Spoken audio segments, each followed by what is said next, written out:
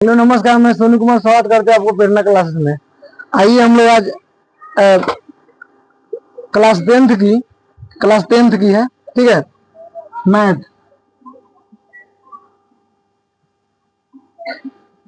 Tenth की math है, प्रश्नावली 6.1 उसको हम लोग जानेंगे, ठीक है।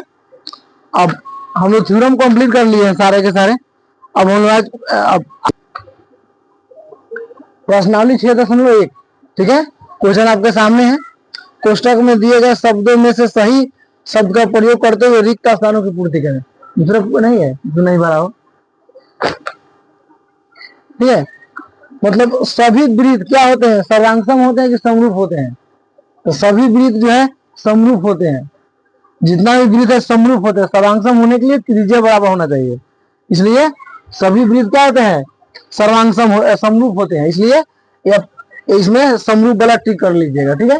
कितना बार पूछा ऑब्जेक्टिव में, ध्यान दीजिए।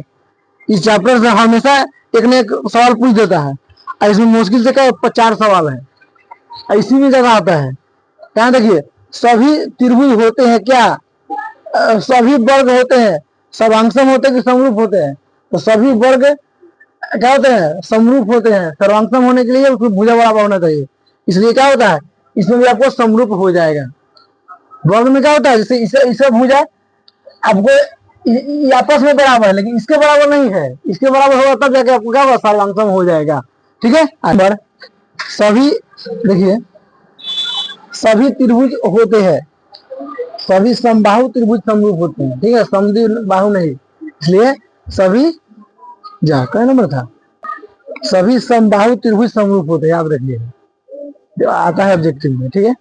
जैसे मान लीजिए समरूप होने के लिए फिगर अलग अलग बनाए हैं, अलग अलग नहीं मतलब छोट बड़ा बनाए हैं। दोनों त्रिभुज है, एक जैसा है तो समरूप होगा। लेकिन सर्वांगसम होने के लिए ये जितना भुजा उतना ही सारा का सारा बराबर होना चाहिए, तो आपका क्या होगा, सर्वांगसम होगा, ठीक है ना। समरूप होने के लिए एक जैसा दिखे, लेकिन नापने पर अलग अलग हो जाए, तब जाके आपको क्या होगा, समरूप होगा। सर्वांगसम होने के लिए फिगर आपको पूरा, जैसे मान लीजिए फिगर उठा के रखे तो ढका जाना चाहिए, तब जाके आपका होगा, सर्वांगसम होगा। समझे कि नहीं। चलिए नेक्स्ट आगे है, भुजाओं के समान संख्या वाले दो बहुभुज समरूप होते हैं यदि उसके संगत कोण क्या हो, बराबर होना चाहिए और समान अनुपात में होना चाहिए, बटा में होना चाहिए, तो आपका क्या होगा, समरूप कहा जाएगा, ठीक है। नेक्स्ट 2 नंबर क्या कर रहा है, निम्नलिखित युग्मों के दो भिन्न उदाहरण दीजिए, मतलब दो अलग अलग उदाहरण देना है, ठीक है। तो देखिए, पहले समरूप आकृति को देना है। ऐसी आकृति जो समरूप नहीं है, समरूप आकृति को कौन कहे जाते हैं, जैसे वृत्त भी होता है समरूप, वर्ग भी होता है, समबाहु त्रिभुज होता है। वृत्त और समरूप होगा तो अलग अलग आपको ऐसे दो फिगर है, मतलब समरूप कहे जाएंगे, क्योंकि दोनों अलग अलग नाप है, एक जैसा है, ठीक है। ऐसी आकृति जो समरूप नहीं है, ऐसी आकृति का उदाहरण देना है जो समरूप नहीं है। इसमें आपको आ जाएगा, आयत भी आ जाएगा, समलंब चतुर्भुज भी आ जाएगा, त्रिभुज भी आ जाएगा। जैसे एक त्रिभुज बनाया गया है, देखिए इसकी भुजा अलग है, 4 है, ये 2 का है, ये 5 है, ये 3 का है, ये 7 का है, 4 का है, लेकिन आपको एक जैसा दिखने में लग रहा है, मतलब समरूप है। समझे कि नहीं। चलिए, नहीं एक मिनट, समरूप नहीं है, समझे कि नहीं। भुजा एक अनुपात में आना चाहिए, ठीक है। भुजा आपका एक अनुपात में आना चाहिए, मतलब ए बी और पी क्यू करेंगे, ए सी और पी आर करेंगे, बी सी और, तो आपको बराबर इसका नहीं आएगा, ठीक है ना। जैसे 4/2 है, 5/4 आ जाएगा, बराबर नहीं होगा। 5/3 आ जाएगा, नहीं बराबर होगा, ठीक है। अब देखिए, ए बी सी समरूप नहीं है, मतलब ऐसे है तो समरूप है, काट दिए मतलब समरूप नहीं है, ठीक है। चलिए, अब तीसरा क्वेश्चन देखिए, निम्नलिखित में चतुर्भुज समरूप है या नहीं। देखिए सबसे पहले ये आपको देखिए सारा भुजा बराबर है, ठीक है। 1.5 1.5 1.5 1.5, इसमें देखिए इसका वर्ग है, इसका भी भुजा बराबर है आपस में, इसके बराबर नहीं है, मतलब आपस में बराबर है, मतलब 3 3 3, मतलब 3.5 सेंटीमीटर क्या है आपका वर्ग है।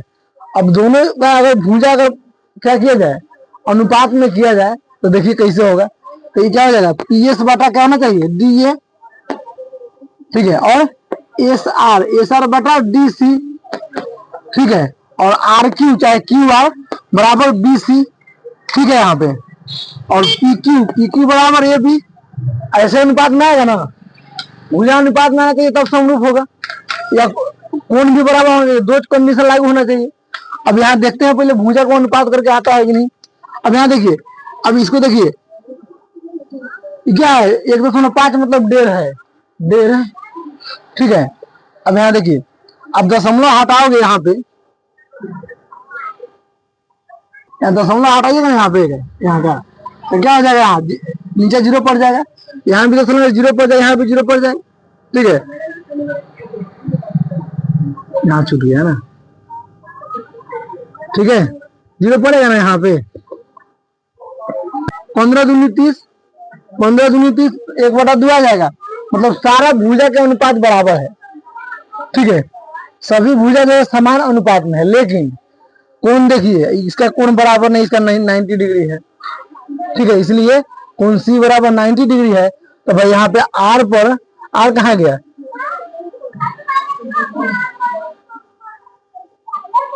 एक मिनट, कोण सी यहाँ 90 डिग्री है, तो यहाँ भी आर पर भी हमें 90 डिग्री आना चाहिए ना, लेकिन इधर टेन है, आपको 90 डिग्री नहीं है, इसलिए इसका कोण जो है बराबर नहीं, इसलिए दोनों चतुर्भुज एबीसीडी और यह जो है समरूप आपको क्या होगा, नहीं होगा, ठीक है ना। यह क्या होगा, समरूप नहीं है, या कृति समरूप है नहीं है, गलती लिखा है, काट देंगे, ठीक है, इसको क्या काट देंगे, ठीक है। इसको देखिए ना, ऐसे काट देंगे मतलब समरूप नहीं है। अब कैसे नहीं है, भुजा अनुपात में है, लेकिन कोण भी बराबर होना चाहिए, तब समान आपको क्या होगा, समरूप होगा, ठीक है। समरूप होने के लिए दो कंडीशन है, भुजा अनुपात एक ही अनुपात में होना चाहिए, या और कोण बराबर होना चाहिए। भुजा अनुपात में है लेकिन कोण बराबर नहीं है, तो समरूप नहीं होगा, ठीक है, समझे ना। अब इसी के साथ जो है वाला क्वेश्चन आपका खत्म हो गया। Thank you.